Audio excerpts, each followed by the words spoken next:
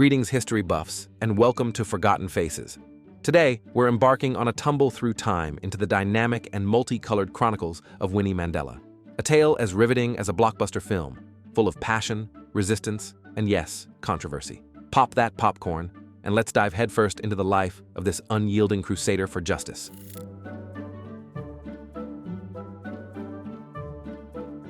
Picture this. The 1930s, a tiny village in South Africa, cows mooing, the sun rising over lush landscapes, and bam, here arrives Nomzamo Winifred Zanyiwe Madikizela. Family calls her Winnie. Teachers call her Trouble, in the best kind of way. Little Winnie wasn't just reading storybooks. She was plotting social revolutions before lunchtime.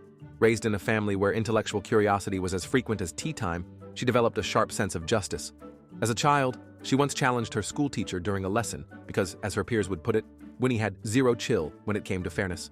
Education anchored her resolve, something she grasped like a lifeline amid the tempest of preordained societal roles.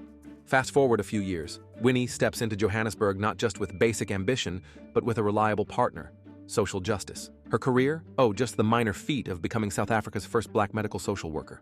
No biggie.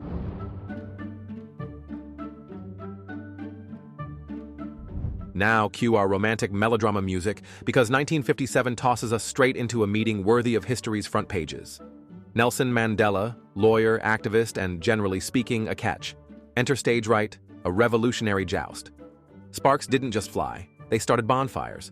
Their romance blossomed at a time where consideration wasn't given to rings but to resistance. These two didn't bond over shared Spotify playlists of romantic ballads. Instead, they had shared ideals and whispered plans for an uprising over clandestine dinners.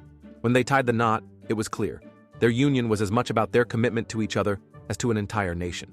If their home was a sitcom, imagine segments of tender love scenes interspersed with fervent political debates, leading to evenings dedicated not to shopping for drapes, but mapping out the fall of an oppressive regime. Nothing said love like a shared manifesto swapped under flickering candlelight.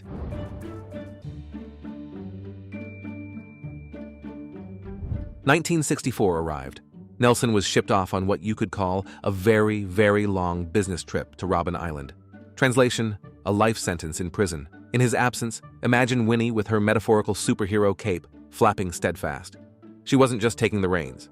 She was gearing up for a full revolution rodeo. Winnie's battle was a monstrous game of cat and mouse, a juggling act of epic proportions. Ever tried navigating mother duties while simultaneously dodging state surveillance? Winnie had that covered. Her role morphed far beyond mere chief flag waver for Mandela's legacy. She took on the role of an influential figure, driving the anti-apartheid fight forward with resolve and the intensity of a maelstrom. Midnight raids were more frequent than company picnics. She navigated surveillance, unsanctioned house arrests, and exile with aplomb. Mirrors in her home weren't just there for reflection. They might as well have been tools to catch lurking adversaries. Her life was scripted like a slick thriller, with an added layer of heart-tugging complexity.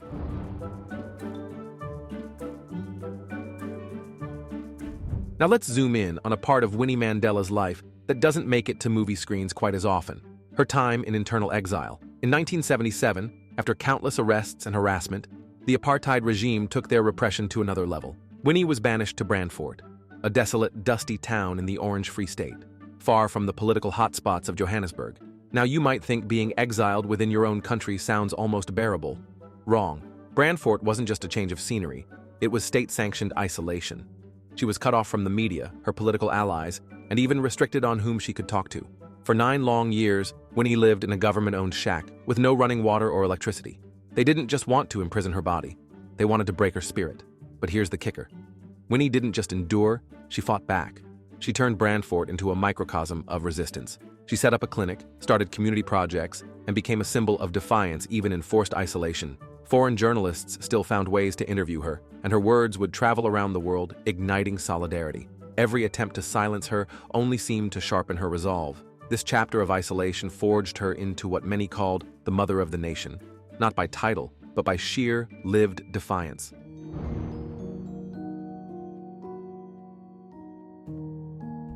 Now, every hero story needs an intense, "whoa, did that just happen" moment. It's 1989, and in the turbulence of anti-apartheid activism, a young boy named Stompie Sipe steps into the literary fray. Just 14, he becomes inadvertently famous due to a group called the Mandela United Football Club, a band rumored to wield more than just soccer cleats. Accusations flew, claiming Stompy and a few peers were police informants. Harsh interrogations followed. It's alleged that Winnie, a figure as formidable as she was controversial, was involved in this tragic turn of events. Regrettably, Stompy was found dead, a casualty of misplaced revolutionary zeal. The fallout was significant.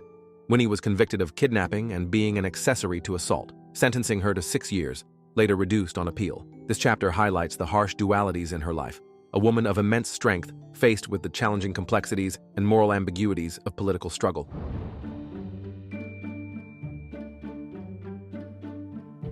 When 1990 arrived, Winnie found herself navigating a freshly painted political landscape.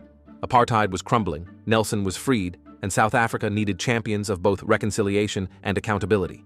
Winnie, however, wasn't content to observe from the sidelines. Passion was her North Star, and she dove into this new chapter with characteristic tenacity. Her legacy? Oh, it weaves together triumphant victories, harrowing critiques, and an unbreakable spirit that continues igniting debates. With roles in parliament and active engagement in civic dialogue, she pursued battery-charging missions of social upliftment, addressing iniquities with vigor. Throughout her life, Winnie committed herself to causes beyond personal reputation, a testament to a legacy where courage intertwined with controversy. Her story challenges us to confront history's complexities, urging a nuanced appreciation of figures who traverse both echoing canyons of courage and valleys of profound imperfection. And there we have it, the incredible, multifaceted journey of Winnie Mandela, a warrior for justice whose legacy invites us to explore the depths of courage and complexity. If this story intrigued you, hit that subscribe button, join our community of history enthusiasts, and be part of the conversation that refuses to let these important stories fade away.